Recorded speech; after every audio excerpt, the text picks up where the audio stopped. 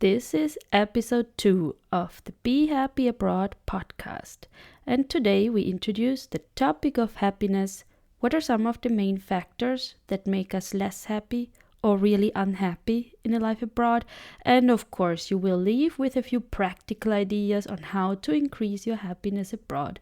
The tool I'm introducing in this episode is the PERMA model, which was specifically designed to boost well-being and happiness. So let's go!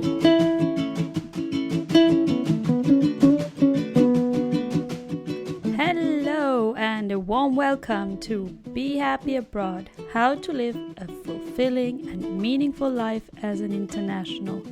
My name is Franziska Luxhoy and I'm your host. Each week we explore proven strategies and insights to help you adapt, connect and thrive abroad, no matter where in the world you are. Make sure to subscribe on your favorite platform so you don't miss out. And without further ado, let's dive right in.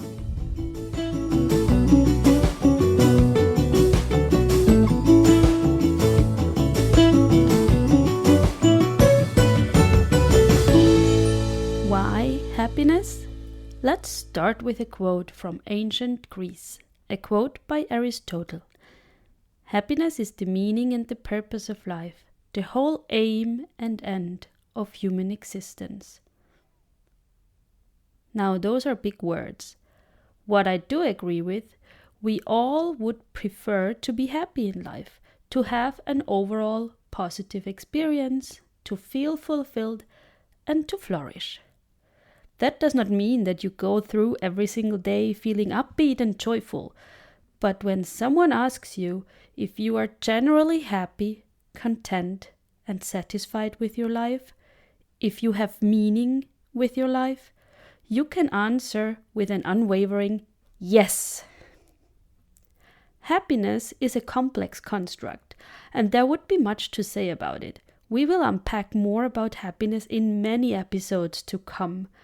Right now, I will keep it short and simple and focus on it in the context of a life abroad.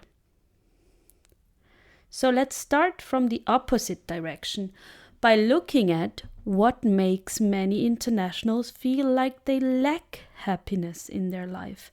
Some of the most common challenges after a move abroad are a loss of identity. Maybe you're questioning who you are in this new country, feeling a bit lost and just not like yourself. Not the way you knew yourself before anyway. Another common struggle is this painful insecurity on what you can bring to the table in terms of strengths, skills, and competence. Many internationals feel that their background and experience is not valued in the new country, and they're doubting how they can present themselves in an attractive way, both in social and professional settings. The third big challenge I want to mention here is a lack of belonging. There is this feeling of uprootedness. You left your known surroundings, your friends and family, and now find yourself in completely foreign territory. And from there, a downward spiral often starts towards battling with a decrease in self-confidence, losing hope because you cannot see a bright and fulfilling future, questioning if this move abroad was a big mistake. That doesn't make it any easier to go out and meet new people, and all of a sudden you feel super lonely too. Altogether, it is a disorienting experience where it is so common and normal to feel lost, alone, and overwhelmed. The good news, if these are the main challenges that make us unhappy, they also give an indication as to what it takes to actually be happy abroad, to feel more fulfillment, ease, and well-being. It all starts with a mindset and a decision, because happiness does not magically appear to some and not to others. Yes, some of us have a disposition to look at things more positively, because a part of our happiness level is actually genetically or biologically influenced. But there are a lot of skills and tools that can be learned. which is good news because it puts us in a position of empowerment. You can be in control and improve your well-being and satisfaction with life. All it takes is for you to be ready to take that step and invest in learning the skills and tools. Looking again at the factors causing unhappiness, there are a few pointers as to what will bring increased well-being and happiness. The most important key is really self-awareness. Knowing yourself intimately is essential. And this goes deeper than introducing yourself with external roles and labels. So what do you say when someone asks you, "Who are you?" Which aspects of your life do you use to describe yourself? And here we have the first challenge as an expat or international, because usually we use external factors and labels to describe ourselves. A job title, a family status, clubs we are members of, etc. That makes up our identity. And much of that is taken away when we move abroad, causing an identity crisis and the need to redefine ourselves. Ideally from within and not through finding new external descriptors. This redefinition of your identity creates a solid foundation to build from. It gives you roots in your new context. Then, having clarity about your future helps you regain a sense of orientation, a sense of direction. You know where you're going. It doesn't always mean that everything will happen the way you have imagined it, but for the present moment, it does give you a foothold. Looking back at my own experience, when I was at my rock bottom in 2015, I felt really lost because of both these factors. I didn't know what made me me anymore, what was unique about me. I remember going to networking events and really struggling on how to present myself. I felt I had lost my spark and that I was really uninspiring to be with. Looking ahead, I was also in doubt what more was to come in my life. Was what I had now really all there was to life? It felt a bit sad and empty. Where could I put my long education to use? Where could I make a difference and mean something and find meaning myself?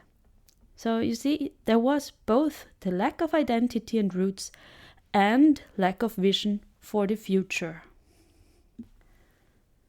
The third dimension that I consider key is the way we are able to handle adversities, our resilience, our mental fitness.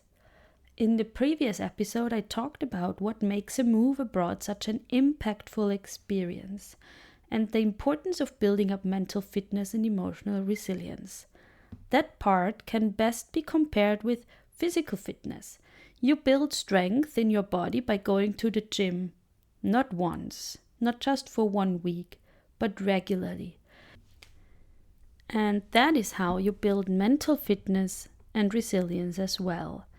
There are a few powerful mindset shifts and aha moments that will change something right away. But to approach challenging situations in a different way per default requires practice.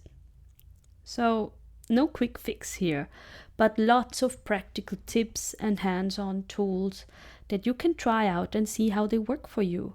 There is no one size fits all, even when tools and approaches are proven and tested. Ultimately, you need to decide what works for you. In the beginning, I promised a model for increased well-being and happiness. The model was developed by Martin Seligman, one of the founding fathers of positive psychology. The PERMA model outlines 5 key elements for well-being. Before we look closer at each of them, here is how to use this model. Reflect how strongly each of the 5 elements is represented in your life right now. Then try to picture a more ideal situation and set an intention on what to focus on.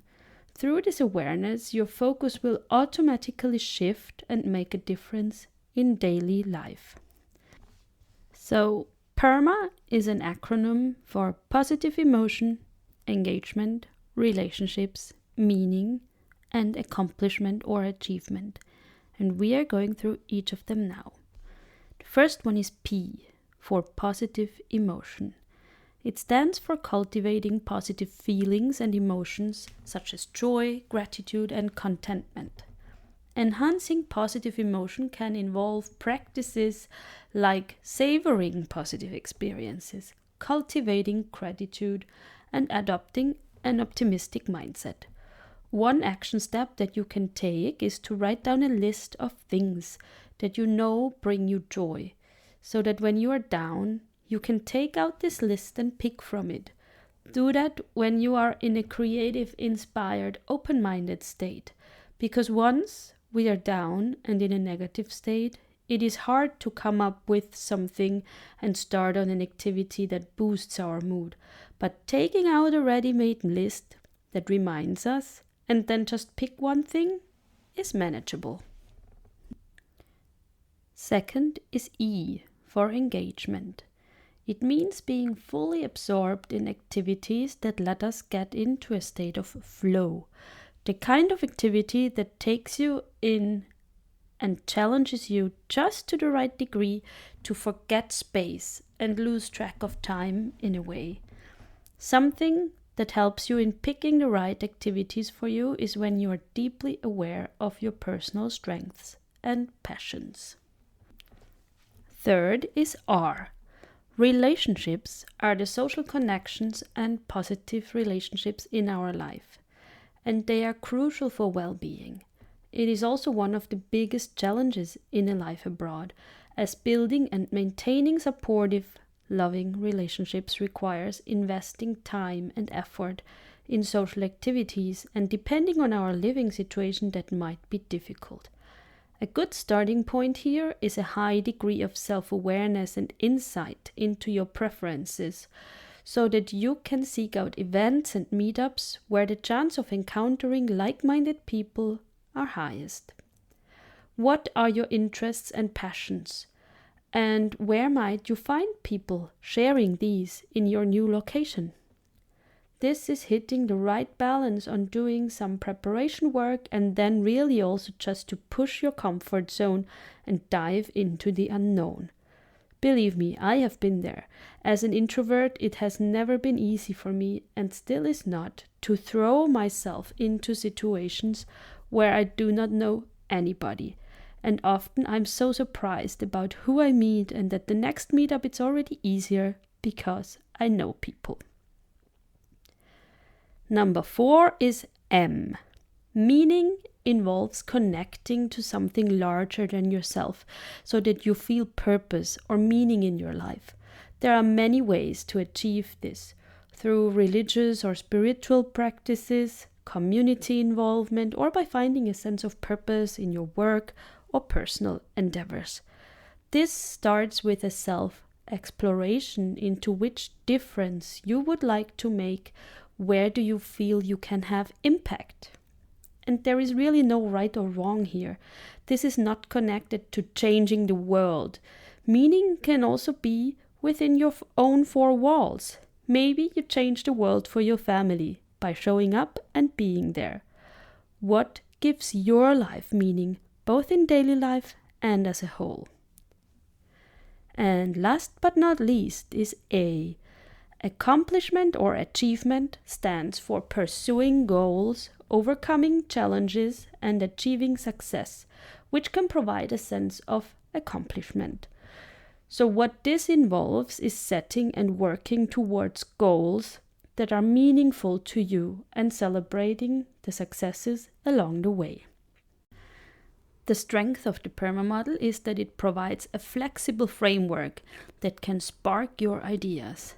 Individual paths to well-being vary. What works for one person might not work for another. So again, personal exploration and experimentation, the openness and motivation to try different things are crucial. Did you have any great insights reflecting on the 5 key elements? Or did any questions come up that you would like deeper insight on? You can let me know at podcast@behappyabroad.com. I love to connect and to help you take your learning to the next level. This was Be Happy Abroad, How to Live a Fulfilling and Meaningful Life as an International. Thank you for listening. If you enjoyed this podcast, leave us a review and share it with your international friends so they too can embark on a journey to fill their life abroad with freedom, joy, love, and happiness.